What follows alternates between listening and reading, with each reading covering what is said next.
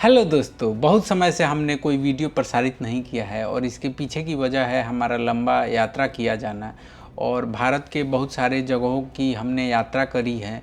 और इस दौरान हमने एक ऐसी जगह की यात्रा करी जहाँ पे एक असुर राज की मूर्ति लगी हुई थी और बहुत सारे लोग जो हैं काले कपड़ों के अंदर जो है उसकी यात्रा कर रहे थे। आप विजुअल्स में देख सकते हैं इसको कि बहुत सारे लोग जो है ब्लैक ड्रेस पहन के वहाँ पे परिक्रमा कर रहे थे और उनकी पूजा कर रहे थे।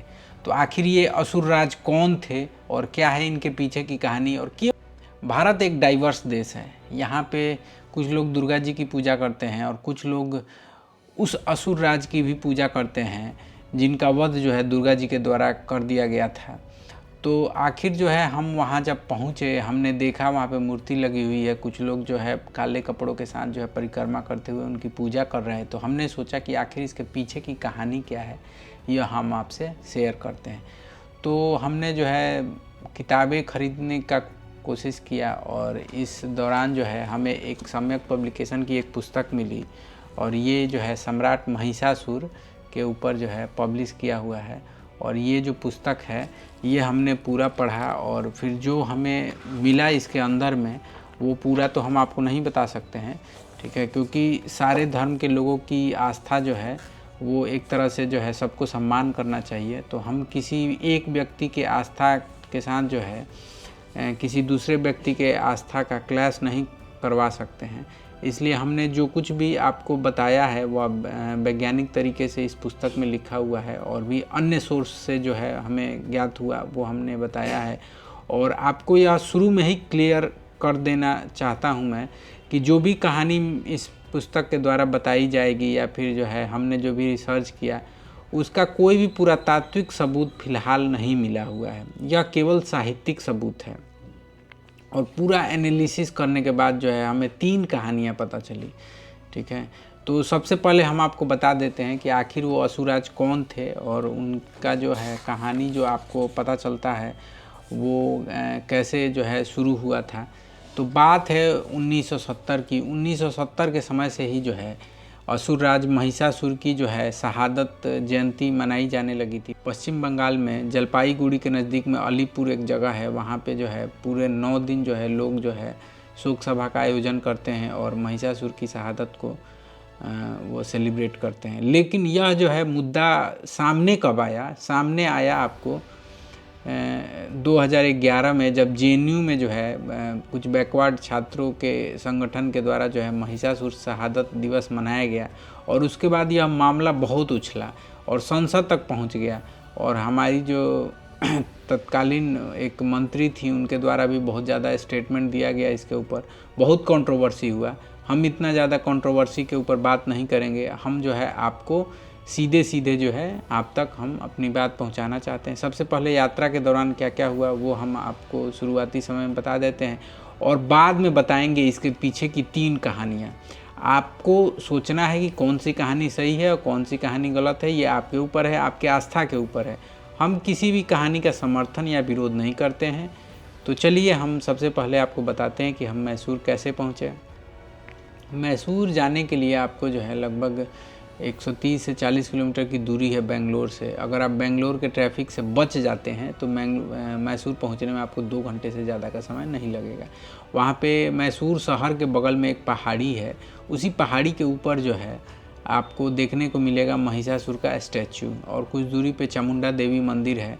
बहुत सारे लोग जो हैं वहाँ के बच्चे जो हैं आज के समय में भी जो है शेर की मूर्ति को जो है उसकी गर्दन को तोड़कर खेलते हैं। उसके पीछे का लॉजिक ये है कि दुर्गा जी की वह सवारी है। तो वहाँ पहुँचने में आपको जो है बेंगलुरु से किस तरीके से आप ट्रैफिक से निकल पाते हैं, अगर अर्ली मॉर्निंग निकलते हैं तो आप 3 से 4 घंटे में 3 घंटे में मैसूर पहुँच सकते हैं।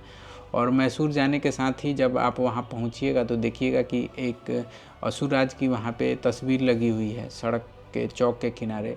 और वो जो है मेन अट्रैक्शन है। उसके सामने भी एक मंदिर है लेकिन उस मंदिर में राधा कृष्ण की मूर्ति है, शंकर जी की, नंदी की स्टैचू भी है। तो वहाँ लेकिन बहुत ज़्यादा लोग नहीं जाते हैं। मेन अट्रैक्शन जो है वो महिषासुर का ही स्टैचू है। उनके एक हाथ में खड़ग है और दूसरे हाथ में एक बड़ा सा नाग है जिसकी गर्दन उन्होंने पकड़ रखी है। तो आखिर इस राजा की कहानी क्या थी, इसके पीछे हम जानने के लिए जो है बढ़ते हैं। 3 कहानियाँ आती है इसके पीछे का। एक तो कहानी जो है दुर्गा सप्तशती, जो आप पाठ करते हैं लोग, जो है पढ़ते हैं, दुर्गा चालीसा भी बोलते हैं उसको। उसमें जो है पूरी की पूरी कहानी लिखी हुई है, बहुत तरीके का उसमें जो है। हम बेसिक कहानी आपको शेयर करते हैं, बहुत ज़्यादा नहीं बताएंगे। कि 2 राजा थे, रंभ और करम्भ।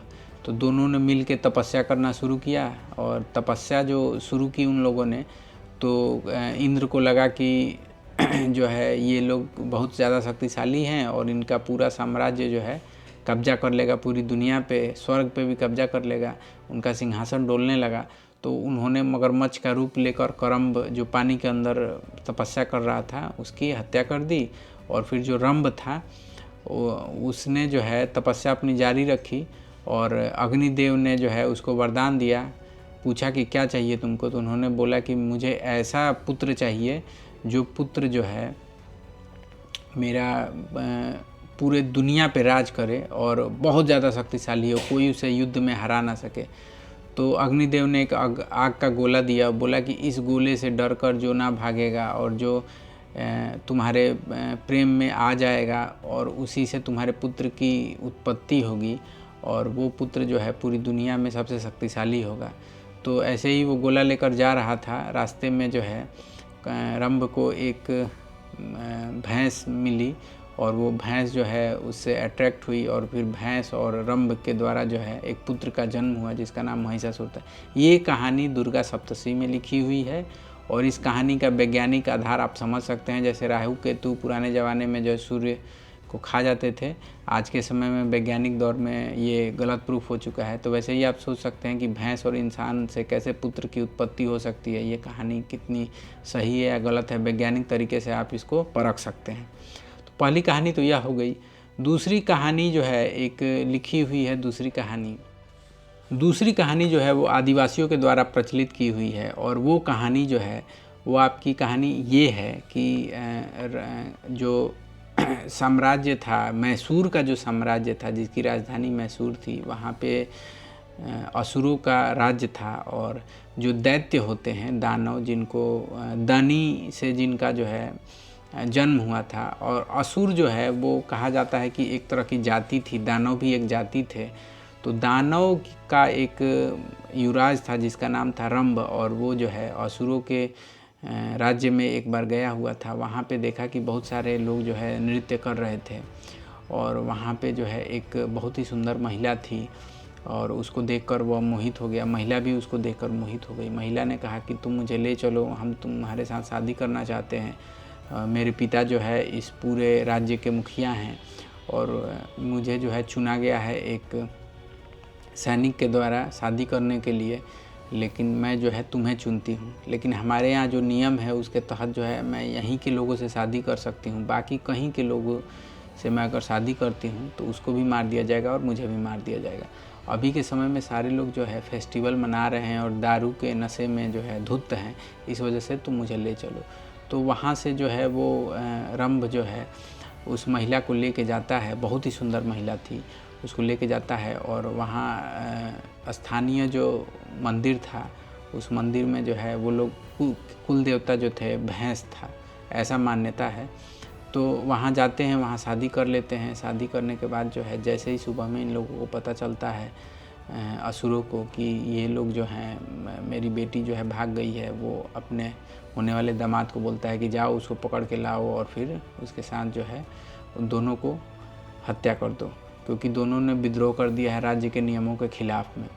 तो ये जाते हैं और फिर जो है वो रंभ है अपनी पत्नी को बोलता है कि तुम लोग जो है गंधर्वों के पास चले जाओ, मैं चाहता हूँ कि मैं ही जो है इनका हमला झेलूँ, तुम सुरक्षित रहो। और वो चली जाती है, और इसके बाद लड़ाई होती है और रंभ जो है की मृत्यु हो जाती है। मृत्यु होने के साथ ही जो है उसकी चिता पे जो है, चिता के बगल में बैठी रहती है वो। और कहानी के हिसाब से जो आदिवासियों में कहानी प्रचलित है, और फिर एक बच्चे का जन्म होता है, उस बच्चे का नाम है महिषासुर। और वो बच्चा जब बड़ा होता है तो उसको बताया जाता है उसकी माँ के द्वारा कि ऐसे ऐसे तुम्हारे पिता की हत्या हो गई थी, तुम बहुत बलशाली हो। गंधर्वों के पास बहुत सारा व्यवस्था रहता है, दूध दही का व्यवस्था रहता है, तो वो लोग खाने पीने में कोई कमी नहीं करते हैं। और फिर वो बहुत अच्छे से विकसित होता है, और फिर वो आकर मैसूर का राजा बनता है।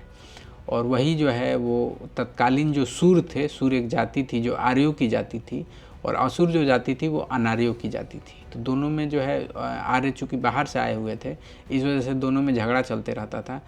तो महिषासुर जो है वो लड़ाई होती है दोनों के बीच में। तो दुर्गा जो थी लेडी, कहानी के हिसाब से, इन कहानी के हिसाब से उनके द्वारा जो है महिषासुर की हत्या कर दी जाती है छल के द्वारा। ऐसा इस कहानी में वर्णन किया गया है आदिवासियों की कहानी में। और फिर जो है आदिवासी लोग जो है इसको बहुत ही मातम के रूप में मनाते हैं। मैसूर वही राज्य है जहाँ पे टीपू सुल्तान का नाम आपने सुना ही होगा। आज के समय में वहाँ पे जो आधुनिक राजा थे उनका एक किला है 1912 के ईस्वी में, बहुत ही शानदार किला है। तो ये कहानी जो है आदिवासी लोग मनाते हैं। ये आदिवासी लोग जो है झारखंड में पाए जाते हैं, उत्तर प्रदेश में भी, पूर्वांचल में पाए जाते हैं। विंध्याचल जो आज के समय में विंध्याचल जो पहाड़ है, माना जाता है कि वहाँ का भी जो है राज्य जो था आदिवासियों का ही था, और मैसूर का राज्य आदिवासियों का था ही। तो ये कहानी जो है आदिवासियों का वर्जन है। अब आप इसको किस तरीके से देखते हैं, ये भी आदिवासियों के आस्था का विषय है।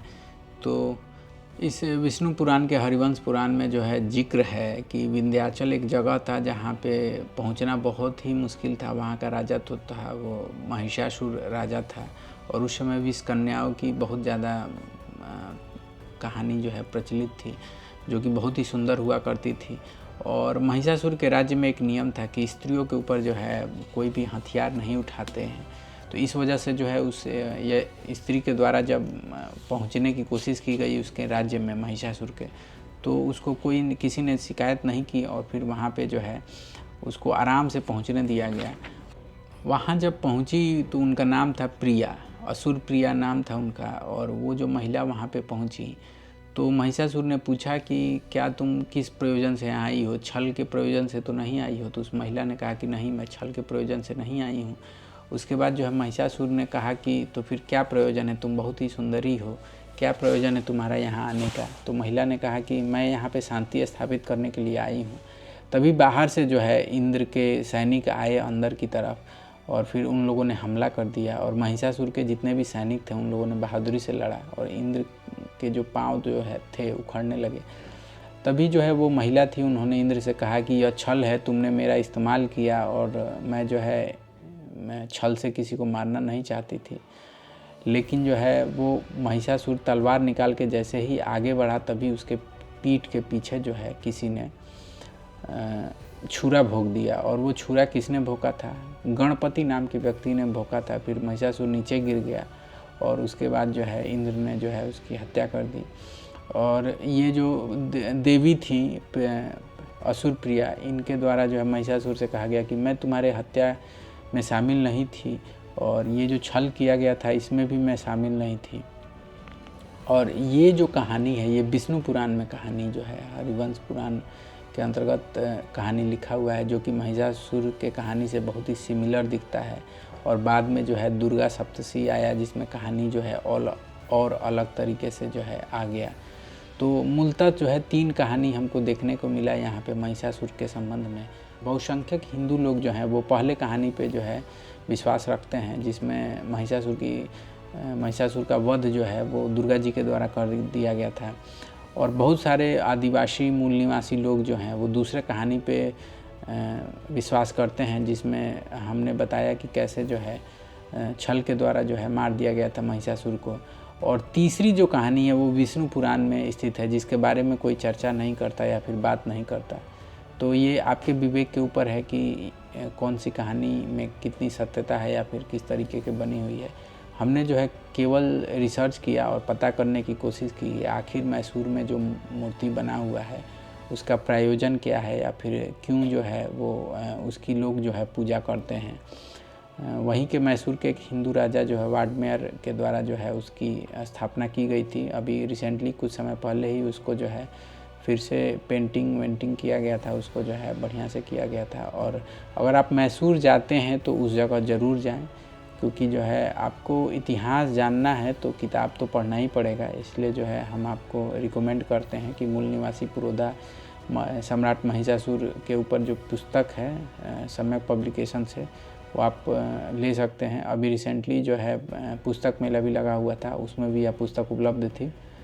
तो मिलते हैं आपसे अगले वीडियो में। अभी हमने बहुत सारे जगहों की यात्रा की है, तो बहुत सारे ट्रैवल ब्लॉग आने वाले हैं। फ़िलहाल जो है हम आपसे विदा लेते हैं और आशा करते हैं कि आप लोग को यह वीडियो अच्छा लगा होगा और आप अपनी राय ज़रूर दें कि आपको क्या लगता है कि कौन सा इतिहास जो है ज़्यादा सही दिखता है और कौन सा गलत दिखता है। और आप जो भी कमेंट करेंगे वो जो है किसी को हर्ट करने के लिए नहीं करें, बल्कि जो सत्य है उसको अपने सही तरीके से रिप्रेजेंट करें। थैंक यू, मिलते हैं आप।